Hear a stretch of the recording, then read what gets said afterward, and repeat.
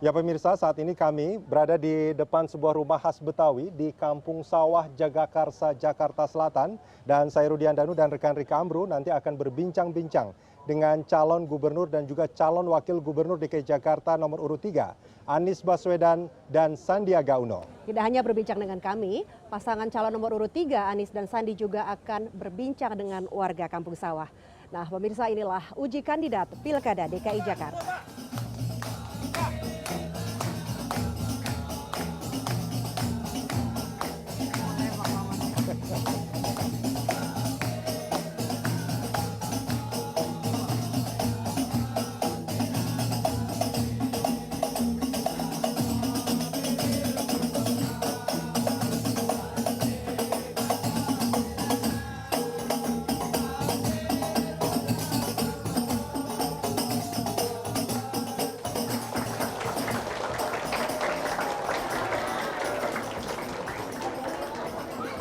Ya ini kalau kita ngelihat antusias warga ini luar biasa ya Rika ya. Pengen ketemu sama Mas Anies dan juga Bang Sandi, calon gubernur dan calon wakil gubernur mereka nantinya.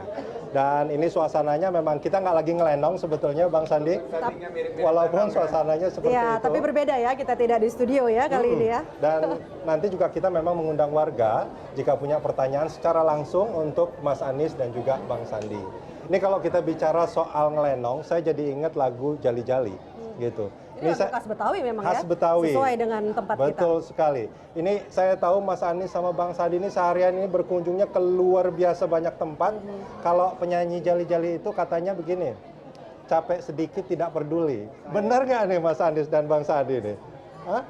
Iya, berkunjung luar biasa. Gini, kita tuh malah nggak ngerasa capek. Nggak ngerasa capek? Gini, capek apa enggak itu kan perasaan ya. Kalau kita jalaninnya senang, nggak ngerasa capek.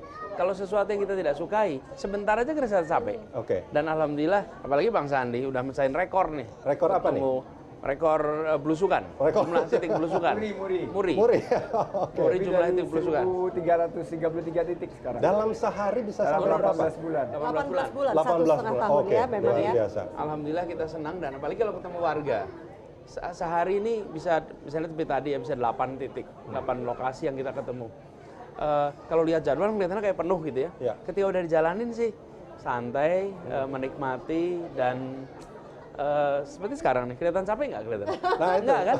Rasanya sih Padahal nggak, tadi ya. saya mau tanya, kalau kata Rudi kan capek sedikit, ini kan pilkada ini capek banyak ternyata ya. Tapi ternyata Bang Sandi sama Mas Anies ini kan jago olahraga. Nah kalau Bang Sandi basket, lari, siapa yang nggak tahu gitu ya. Nah terus katanya kalau Mas Anies dulu malah pernah ikut gulat waktu SMA ya. Nah itu yang nggak banyak orang tahu tuh, ternyata juga pegulat juga nih. Nah ini kalau kita bicara soal olahraga, itu kan kita bicara soal sportivitas sebetulnya, Bang Sandi dan juga Mas Anies. Nah kalau menurut Mas Anies dan juga Bang Sandi, di pilkada kita saat ini, apakah memang unsur sportivitas itu masih terlihat? Ya, dari Mas Anies kalau olahraga, sportivitas itu mengendalikan diri, kemampuan untuk bisa mengontrol sumber daya yang ada di badannya sendiri nih, untuk melakukan sesuatu yang sebetulnya mungkin nggak harus, tapi kalau itu bisa dilakukan, maka dia akan memiliki kepuasan tersendiri. Nah, pilkada juga sekarang ini sportivitas penting, karena kalau dianalogikan ini seperti pertandingan, kita berlawanan. Tapi bukan bermusuhan. Kan nggak ada pertandingan sepak bola itu bilang musuhnya siapa, pasti lawannya. Lawannya siapa? Iya. Karena lawan badminton, lawan sepak bola itu teman olahraga. Nah, lawan pilkada itu teman demokrasi. Teman demokrasi ya. Lawan bicara adalah teman berpikir, lawan debat itu teman berpikir. Jadi kita juga ingin jaga suasana itu. Seperti juga kalau sepak bola yang bersih.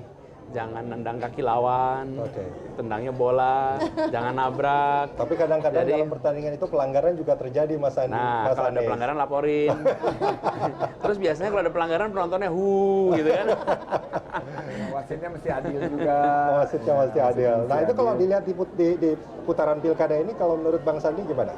Apakah sportivitas itu masih terlihat? Sangat penting, dan di olahraga itu kita belajar 3 hal ya. Pertama, persiapan.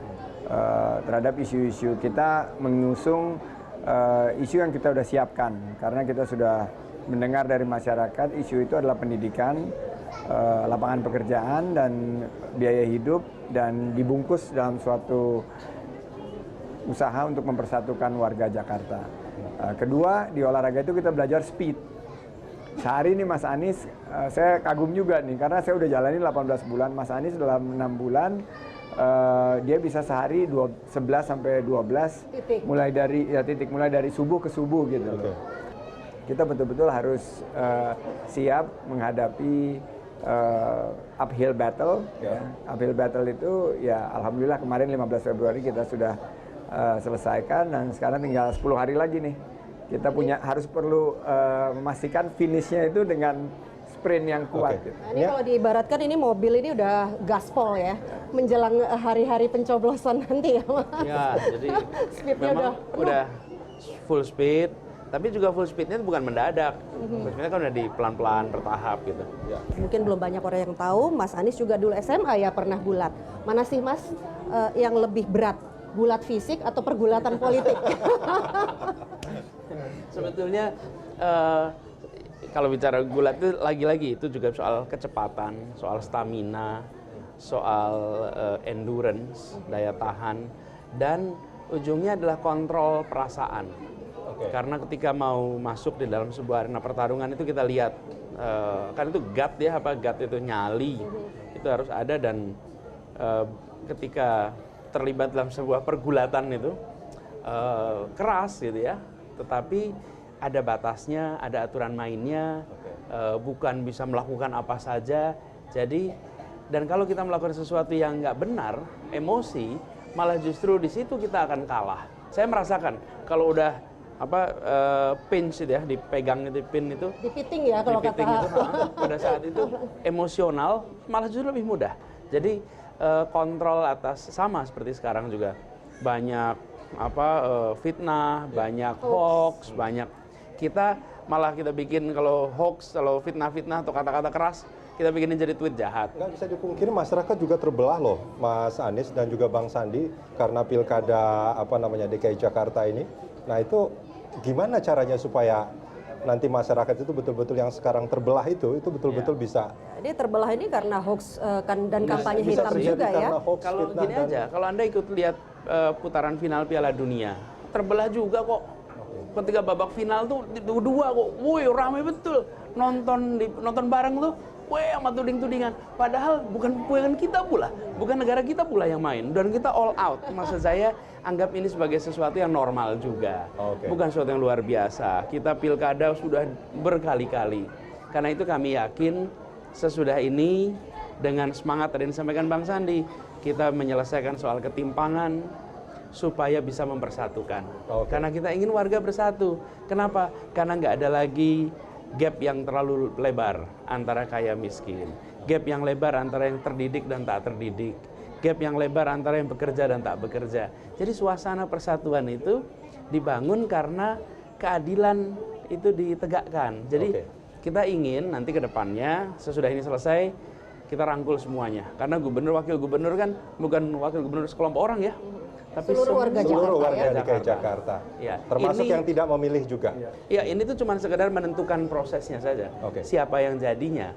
Tetapi kalau sudah bertugas ya dia gubernur, wakil gubernur semuanya. Milik semua warga Jakarta. Ini memang karena di tengah mewakili seluruh lapisan masyarakat, kita harus bisa berkomunikasi dengan yang paling kanan, yang paling kiri, yang paling atas, yang paling bawah, dan tidak membeda-bedakan dalam bingkai toleransi dan kebinekaan kita. Nah, ini menyejukkan ini ya, karena tadi Rudi katakan masyarakat kita terbelah ke dua atau ke semua pasangan calon, sebetulnya kena juga ini soal hoax dan kampanye hitam ya, Mas Anies dan Bang Sandi. Oke, kita lanjutkan perbincangan Rudi dengan pasangan calon nomor urut 3. Ya, pemirsa tetaplah bersama kami di Uji Kandidat Pilkada DKI Jakarta.